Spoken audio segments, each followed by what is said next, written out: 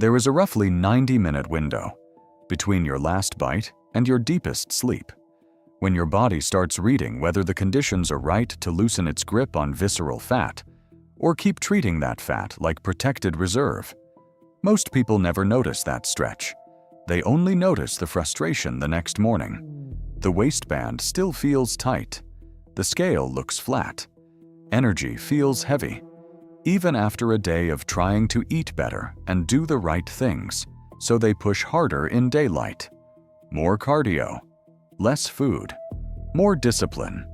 But the part they keep missing may be happening in the last few hours before sleep, when your body is trying to hand off from fed, alert, stimulated mode into a very different overnight state. And if that handoff stays messy, the body doesn't read the night the way people think it does. This isn't about a bedtime gimmick. It's not about finding one magical food, one supplement, or one fat-burning shortcut. It's about signals. The signals that tell your body, we're still taking in fuel, we're still switched on, we're still not safe enough to settle. And when those signals pile up, visceral fat may stay harder to access than expected. And here is where the story gets more interesting. 2 of these signals have nothing to do with food at all. 3 signals matter more than most people realize tonight. And the 3rd one is the part almost nobody reads correctly. Here is the shift most people miss. Visceral fat isn't just sitting there waiting for you to outwork it.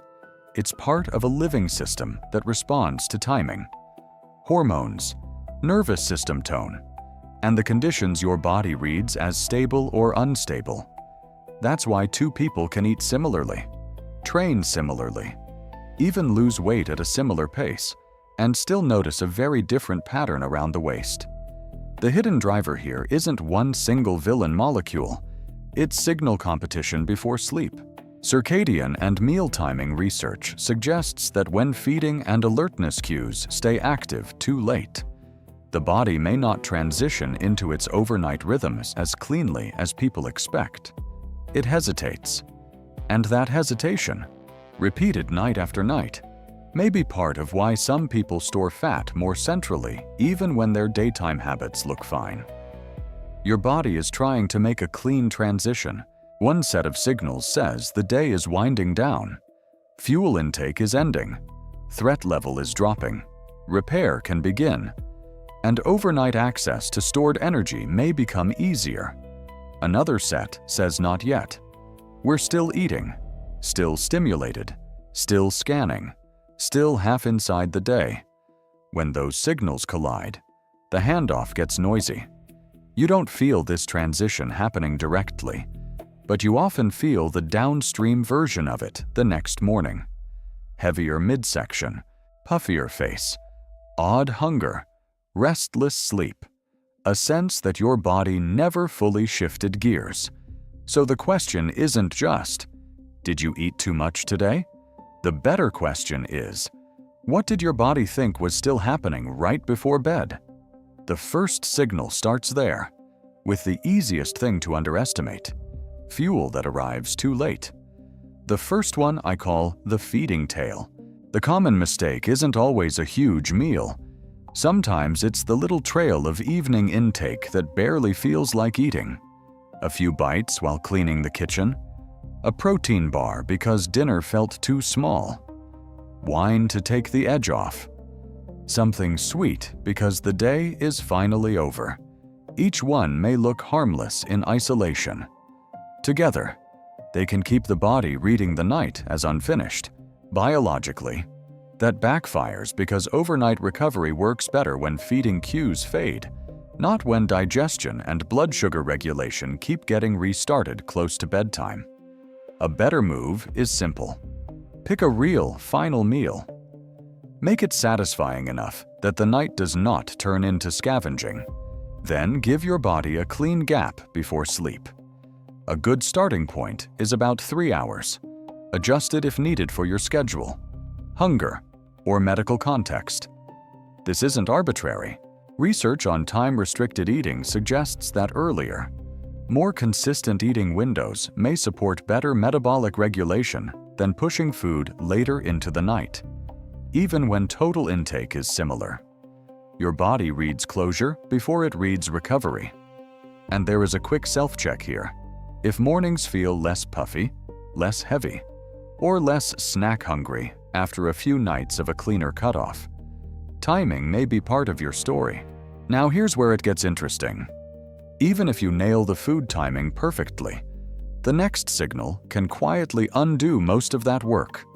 And most people don't connect the two. The second one shows up where most people don't look.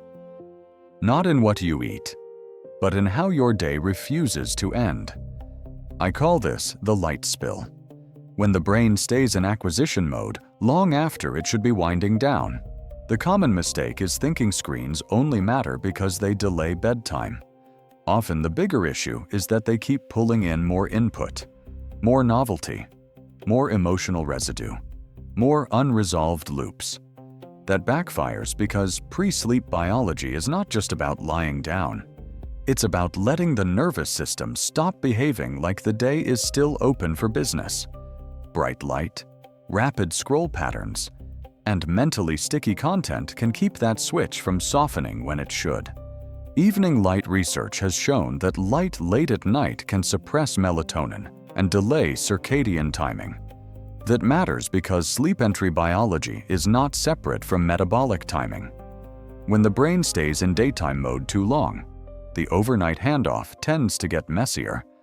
The corrected action isn't perfection, it's a gentler descent. Dim the environment. Reduce bright screens for the last stretch of the night. If you do use a screen, make it boring on purpose. The brain does not enter deep rest cleanly if it still thinks the day is expanding. And that leads straight into the third signal. The one people often mistake for hunger when it is really something else. The third signal is what I call the unfinished day. The chemistry of activation that never got to close out. This is the one people misread most often. They think they are hungry, or that they need something sweet, or that they just need help winding down. Sometimes that is true, but sometimes the body is still carrying the chemistry of unfinished activation. A tense conversation, work that followed you into bed, notifications that kept your brain half on guard. That state can make sleep entry messier and lighter, especially in people whose sleep is already stress-sensitive. Research on sleep reactivity points in that direction, even though the exact response varies from person to person. The biological problem isn't that stress magically creates belly fat in one night. It's that pre-sleep activation can interfere with the cleaner transition your body is trying to make. And when sleep gets shorter or more fragmented over time, that pattern is associated with worse weight regulation. Long-term observational research has linked very short sleep with greater visceral fat gain in some groups, although that does not prove every bedtime stress pattern works the same way. So here is the ordered recap. First, let the feeding tale end. Second, let the day finally close. Third, let threat level drop. That's the handoff. A simple way to test it is this. Choose a bedtime. Count back about 3 hours for your final real meal. Then protect the last hour before sleep from bright, sticky input and unnecessary problem solving. No need to make it perfect. You're trying to make the night quieter, not sterile. You may notice small signals first. A less puffy morning face, fewer random snack thoughts late at night, more stable hunger when you wake up. In a week or two, some people also notice the waistband feels a little less stubborn, especially if this was a missing piece in an already decent routine. That doesn't mean overnight magic. It means the body may finally be reading clearer instructions, night after night. Now, a quick boundary line. This isn't a magic lever, and it does not cancel out total intake, movement, sleep debt, or the rest of your metabolic picture. It's one important layer, not the whole picture. And it doesn't fit everyone the same way. If you use insulin or other glucose-lowering medication that can cause lows, delaying or skipping food too aggressively can backfire and should be adjusted with medical guidance. If you deal with reflux, meal timing still matters. But the practical goal may be symptom control as much as body composition. If you work night shifts, the biology gets messier because the whole light sleep timing system is already under strain. And if you're pregnant, especially with gestational or pre-existing diabetes, meal spacing may need a very different structure. But for a lot of people watching this is the shift that's been missing. Stop asking only, "How do I burn more?" Start asking, "What is my body still being asked to do at night?" Because visceral fat doesn't respond only to effort. It responds to conditions. And the night is one of the places those conditions get read most clearly. Most people spend years optimizing the 16 hours they're awake, the 8 they are asleep, and the hour leading into it may be where a lot of the regulation either gets supported or disrupted. So try this for the next 4 nights. Give your last meal a real finish line. Let the last hour get dimmer and quieter. Notice what changes by morning. Not just the scale, your sleep, your hunger, your waist, your sense of drag. If this kind of biology-first breakdown helps, subscribe for the next one.